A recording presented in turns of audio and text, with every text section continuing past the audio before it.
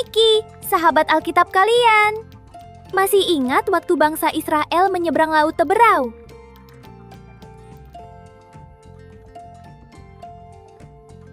Perjalanan mereka masih belum selesai. Mereka harus berjalan melewati padang gurun yang panas dan gersang. Tidak ada air untuk diminum, dan perut mereka mulai keroncongan. Bagaimana mereka bisa bertahan ya? Yuk kita cari tahu lewat kuis ini. Ayo kita mulai. Setelah menyeberangi Laut Teberau, berapa hari bangsa Israel berjalan dan tidak menemukan air? Apakah 1 hari, atau 2 hari, atau 3 hari, atau 7 hari?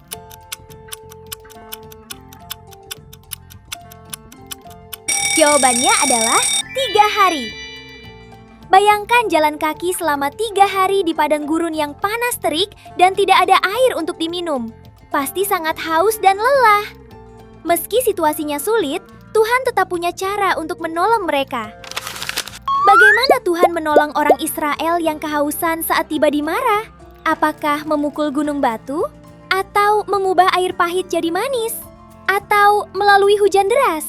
Atau air yang muncul dari pohon?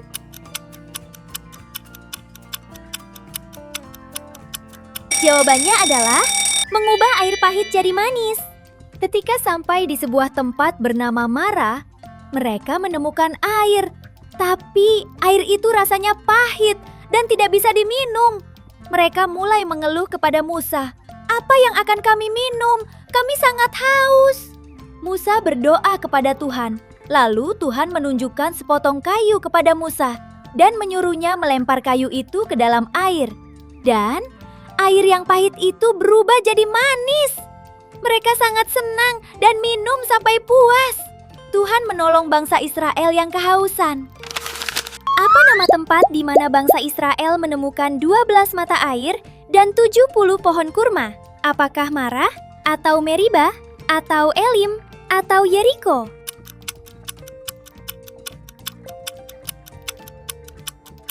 Jawabannya adalah Elim.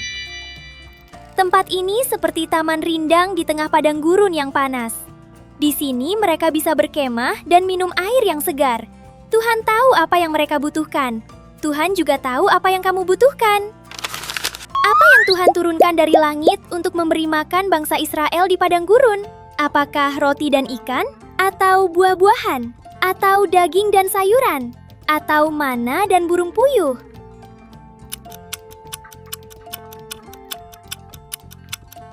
Benar, jawabannya adalah mana dan burung puyuh. Bangsa Israel sudah hampir 1 bulan berjalan di padang gurun. Mereka mulai mengeluh lagi kepada Musa. Mereka berkata, "Kami lapar. Dulu di Mesir kami makan daging dan roti sampai puas. Sekarang kami kelaparan di padang gurun." Lalu Musa berdoa kepada Tuhan, dan Tuhan menolong mereka. Di pagi hari, Tuhan menurunkan roti dari langit seperti hujan. Roti itu disebut mana. Mana bukan seperti roti yang biasa kita makan sekarang, tapi seperti butiran embun beku dan rasanya manis. Mana harus segera dikumpulkan di pagi hari, karena kalau matahari mulai panas, mana itu akan meleleh dan hilang. Di sore hari, Tuhan memberi mereka burung puyuh yang hinggap di perkemahan mereka. Jadi mereka juga bisa makan daging. Setiap hari Tuhan memberi mereka makanan. Tapi Tuhan juga memberi aturan khusus supaya bangsa Israel belajar taat. Apa aturan Tuhan tentang roti mana yang harus dipatuhi bangsa Israel? Apakah hanya boleh mengambil secukupnya untuk 1 hari? Atau mengumpulkan sebanyak-banyaknya untuk persediaan? Atau menguburnya ke dalam tanah? Atau roti mana tidak boleh dimakan di sore hari?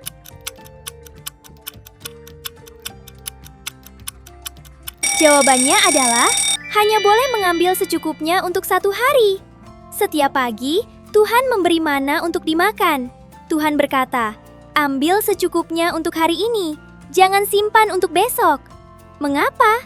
Supaya mereka belajar percaya bahwa Tuhan akan memberi lagi besok. Ada yang tidak taat dan menyimpan mana. Besoknya, mana itu jadi busuk dan bau. Lalu Tuhan memberi aturan khusus. Pada hari ke-6, mereka boleh mengambil lebih banyak untuk hari ke-7. Ajaibnya, Mana yang disimpan untuk hari ketujuh tidak busuk. Tuhan ingin umatnya belajar taat dan percaya setiap hari. Tetap semangat! Kita lanjut ke pertanyaan berikutnya ya. Di mana bangsa Israel bertengkar dengan Musa karena tidak ada air? Apakah di Rafidim, atau di Sinai, atau di Elim, atau di Mara?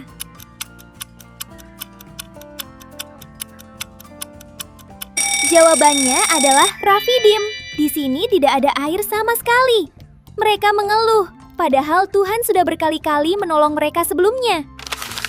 Bagaimana cara Tuhan memberikan air bagi bangsa Israel di Rafidim? Apakah menggali sumur, atau menurunkan hujan, atau mengeluarkan air dari batu, atau membuat sungai baru?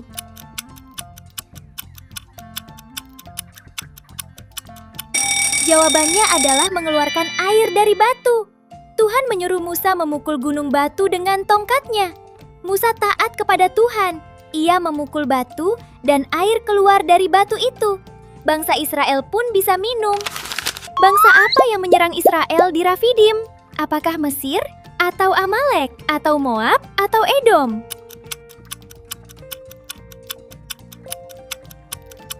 Jawabannya adalah Amalek. Mereka datang dan menyerang bangsa Israel di Rafidim. Tapi Tuhan tidak meninggalkan mereka. Tuhan kembali menolong bangsa Israel menghadapi serangan itu. Siapa yang membantu Musa menopang tangannya saat Israel melawan Amalek? Apakah Harun dan Hur? Atau Yosua dan Kaleb? Atau Harun dan Yosua? Atau Kaleb dan Hur? Ya, jawabannya adalah Harun dan Hur. Yosua memimpin bangsa Israel untuk melawan Amalek. Sementara Musa, Harun, dan Hur naik ke atas bukit. Lalu terjadi sesuatu yang luar biasa. Saat Musa mengangkat tangan, Israel jadi lebih kuat. Tapi ketika Musa menurunkan tangannya, Israel melemah. Jadi Musa harus terus mengangkat tangannya. 10 menit, 20 menit, 30 menit. Menit demi menit berlalu. Lalu tangan Musa mulai lelah. Jadi Harun dan Hur menopang tangan Musa supaya tetap terangkat. Mereka melakukan itu sampai matahari terbenam. Dan akhirnya, bangsa Israel menang. Tuhanlah yang memberi kemenangan. Siapa yang memberi nasihat kepada Musa untuk membagi tugas memimpin bangsa Israel?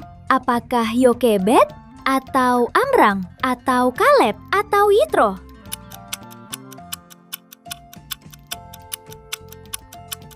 Jawabannya adalah Yitro.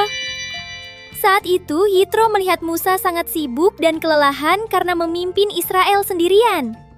Lalu Yitro memberi nasihat kepada Musa untuk menugaskan orang-orang yang akan menolongnya memimpin bangsa Israel. Bayangkan kamu ketua kelas. Semua teman datang ke kamu untuk bertanya, mengadu, atau minta bantuan. Lama-lama kamu jadi capek dan tidak bisa melayani semua dengan baik. Lalu gurumu berkata, pilih beberapa teman untuk membantu. Ada yang mengatur barisan, ada yang mencatat, ada yang membantu teman lain. Sekarang tugasmu jadi lebih ringan, dan semua teman tetap terbantu. Begitu juga dengan Musa. Ia memilih orang-orang untuk membantu memimpin, sehingga pekerjaannya tidak terlalu berat. Hebat! Kamu sudah menyelesaikan kuis ini. Kamu juga bisa baca kisah ini di Keluaran 15-18 ya. Dari kisah ini kita belajar. Pertama, Tuhan memelihara umatnya di padang gurun dan Ia memberi apa yang mereka butuhkan. Tuhan juga memelihara kamu sampai hari ini. Kedua, kita harus belajar taat dan percaya kepada Tuhan setiap hari. Sampai jumpa di kuis berikutnya. Tuhan Yesus sayang kamu.